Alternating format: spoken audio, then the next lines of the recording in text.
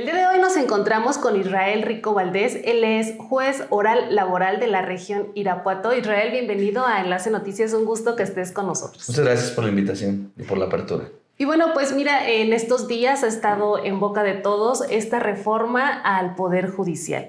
¿Tú qué nos puedes hablar al respecto? ¿Cómo lo han vivido ustedes como jueces la situación que está sucediendo en el país?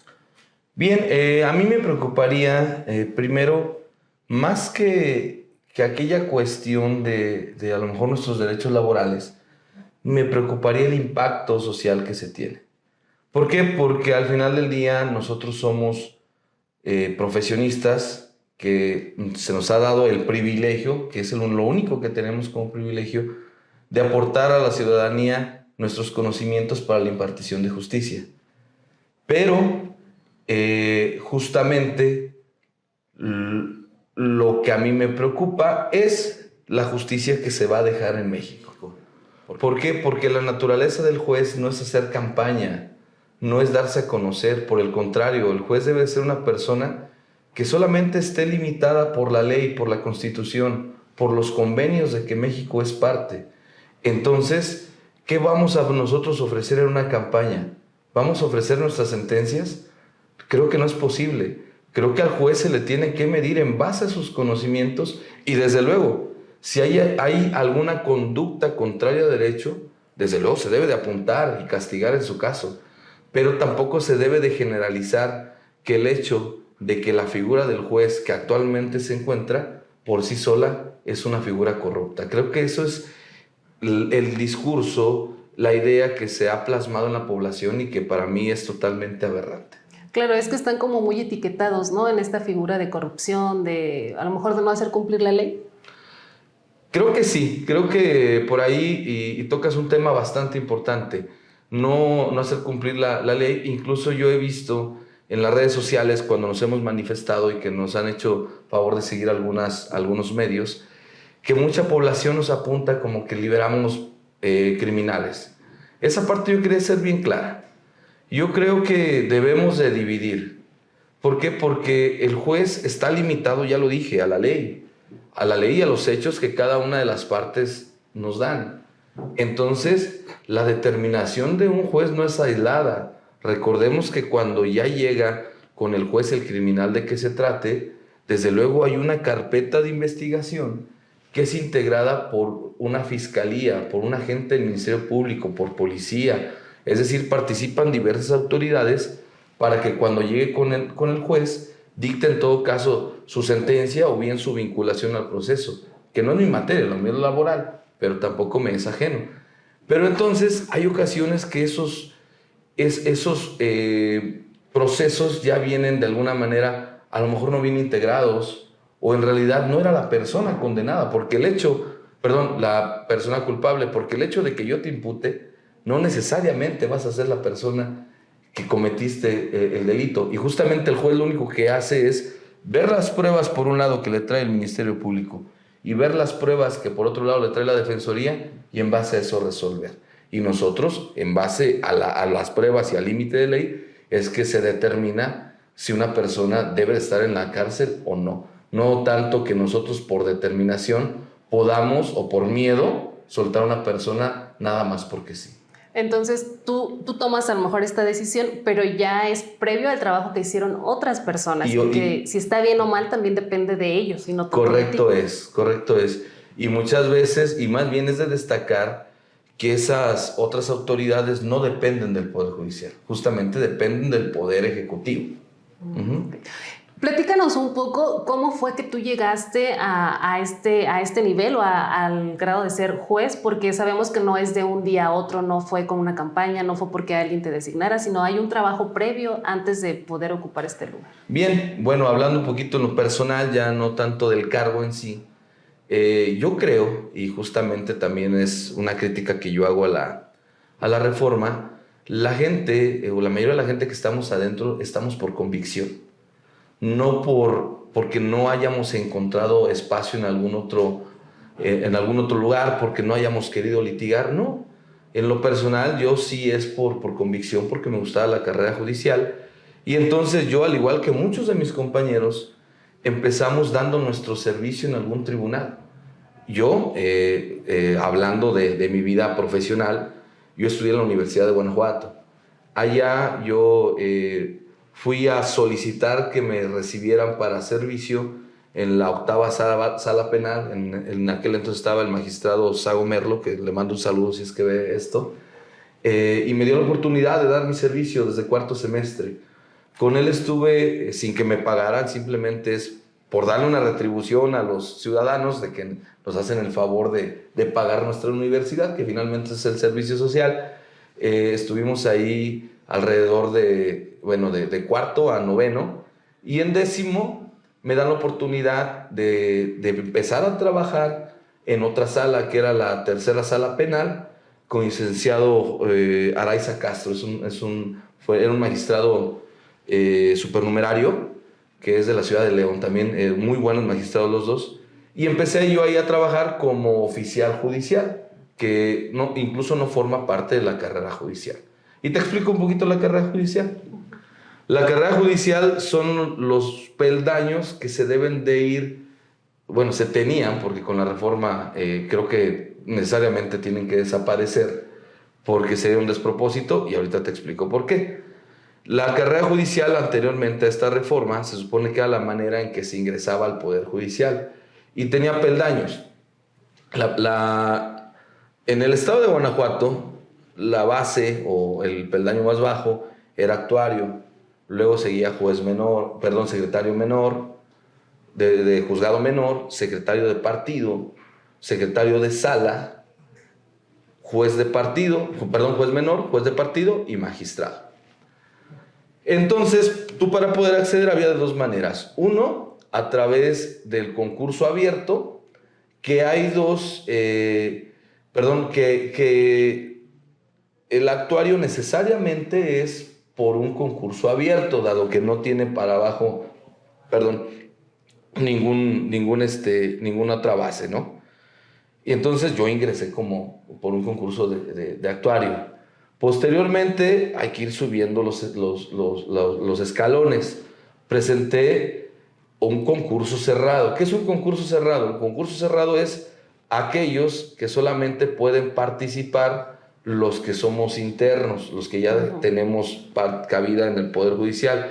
Pero nuestra actual ley dice que por cada 2 concursos cerrados necesariamente debe de haber uno abierto. ¿Qué es un concurso abierto? Que basta con que tú cumplas con los requisitos de ley y entonces puedes acceder a la convocatoria, registrarte, y entonces nos íbamos a presentar un examen, que también te platico cómo eran los exámenes escritos. Antes de continuar con esto, ¿cuáles son hasta hoy los requisitos de ley? De ley, bueno, depende del escalafón. Para ser actuario basta que tú tengas tu licenciatura, tu cédula profesional, y en ese caso sí piden, obviamente, por el manejo que se da, que tenga licencia de manejo.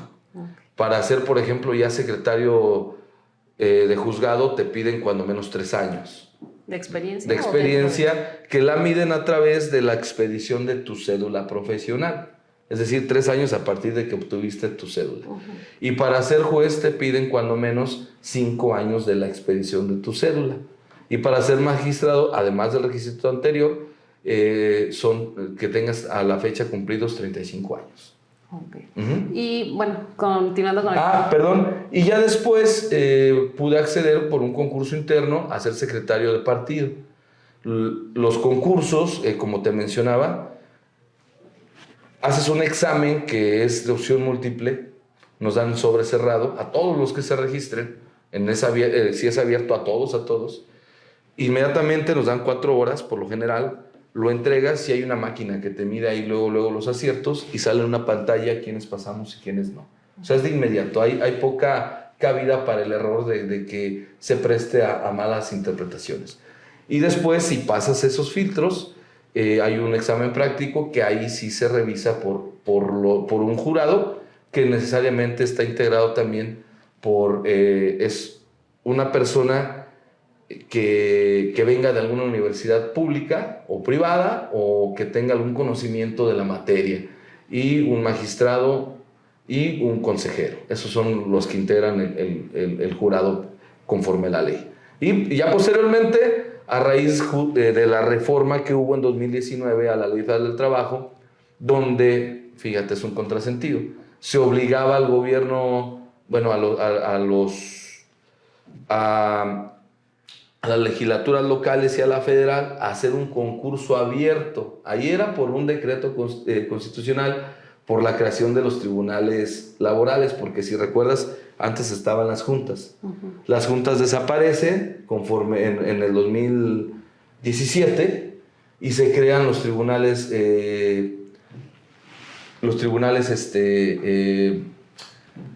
laborales, justamente, y uno de los requisitos era que entráramos por concurso abierto y se nos hicieran exámenes. Yo, aunque era secretario de partido y que no era mi rango inferior para poder acceder, cumplí los requisitos, que eran 5 años cuando menos de antigüedad, de experiencia profesional, sustenté mis exámenes, que en ese caso fueron 5, alcancé el promedio requerido, estuve en las mejores calificaciones y alcancé las plazas, que en ese caso eran 22 y pasamos 20 personas. Y esto, ocurrió después de 13 años. De estar aquí en el Poder Judicial. Bueno, trabajando 13 años. Ajá. Como te comenté, estaba antes y sumamos esos 2, pues eran 15, 16 años. Y ahora, pues bueno, la reforma ya se aprobó en la madrugada. ¿Qué sigue para ustedes? De acuerdo a lo que contempla esta reforma, ¿cuál sería su situación? Lo digo con tristeza, como lo mencioné desde un principio. Con independencia de ideología, yo quiero decirte, porque para empezar yo soy apartidista, no apoyo ninguna corriente, pero sí creo que con independencia del que esté en el poder, lo preocupante es que se pueda acomodar la justicia acorde al que tenga una mayoría, que esté en el Poder Ejecutivo y que tenga una mayoría en los congresos, tanto estatales como federales. ¿Por qué? Porque ahora, para acceder a ser juez, en 2025 tienen que salir la mitad. Y en 2027, conforme viene la reforma, los transitorios, tenemos que salir la totalidad de los jueces y magistrados. ¿Y qué pasa cuando salimos? Cuando salimos nos dan la oportunidad, 2, de que ahí acabe tu cargo, o bien de que concurses. Y que hagas no concurses, sino que más bien te vayas a la elección, participes tú de forma directa, pero vas a competir contra personas que van a elegir tanto los legisladores como el Poder Ejecutivo. Y a mí lo que me preocupa que desde luego pues no van a ir a tocar a tu casa, ¿no? Sino que van a ser muy probablemente personas que tengan algún tipo de alianza, algún tipo de interés con los partidos. Se puede dar. Es correcto que también puede entrar cualquier ciudadano, pero se puede dar mucho el caso a que si yo participo activamente con un partido, pues tenga más la facilidad de ingresar a ese tipo de menciones de ellos. Y lo que me preocupa a nivel federal, todavía no se estampa en la Constitución local, que dieron 90 días, es que es una tómbola. Es decir, aunque nosotros vamos directo, los que están en el cargo van directo a la elección. Si yo cumplo con requisitos y pido que acceda a la elección, me van a incorporar una tómbola. Y de esa tómbola, una insaculación me van a sacar. O sea, no creo que tengamos que tener nuestra justicia, a intereses de cualquier corriente, sea azul, morado, roja, guinda, de cualquier color, verde, no importa.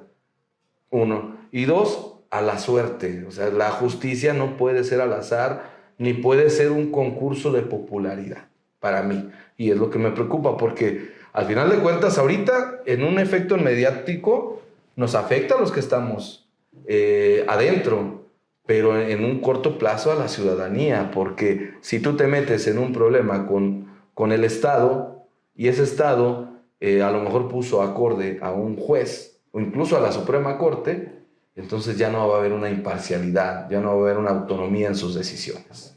Hace un momento tú nos platicabas pues toda esta experiencia o todo este camino que tuviste que recorrer para llegar a este cargo. esta nueva reforma, ¿cuáles son los requisitos que le pide a alguien que quiera aspirar a ser juez?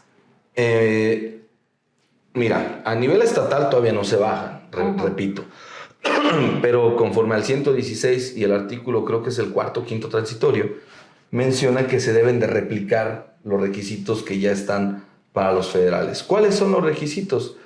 Los requisitos para ser juez, no ministro, yo estoy hablando de mi cargo, es que tengas tu título, tengas el consenso, la recomendación de 5 vecinos y un promedio de 8 en tu carrera y 9 para la materia a la que te vas a postular. Entonces, aquí también yo me preocuparía. ¿Por qué? Porque hay diversos tipos de universidades y no es lo mismo sacar un 9 con Universidad A que un 9 con Universidad B. ¿Por qué? Porque va a depender también de la dificultad que cada carrera se dé. Entonces, a lo mejor, si en una universidad es difícil y tengo 8, a lo mejor ese 8 en otra universidad es un 10. Entonces, tampoco podemos medir conocimientos porque va a depender, vuelvo a repetir, de la universidad de que se trate, del maestro que te hubiera dado. Incluso imagínate, yo le caigo mal al maestro y me califica mal, a lo mejor me imposibilita el poder participar en este tipo de elecciones. Yo creo que, y repito y lo reitero, lo mejor es apostar por la capacitación, apostar por el que tenga y demuestre tener más conocimientos, más capacidad, y esta reforma pues va en sentido contrario, en definitiva. Israel, pues se nos termina un poco el tiempo. ¿Tú algo más que quieras agregar? Pues nada más concientizar un poco a la ciudadanía. ¿En qué sentido?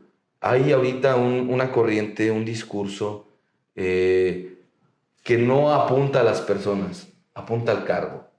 Juez, magistrado significa corrupción, significa huevonada, significa privilegios.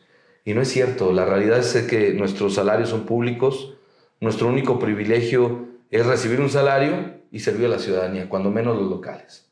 Los federales me llevaría otra hora expresando por qué en algunos casos puede ser que se puedan tomar como privilegios, pero en algunos casos creo que está justificado, en otros no. También era necesaria una reforma, pero estaba en sentido contrario. Bueno, pues te agradecemos mucho que te tomaras un poco de tu tiempo para darnos esta explicación y pues te agradecemos. No, al contrario, muchas gracias por el espacio y saludos. Gracias.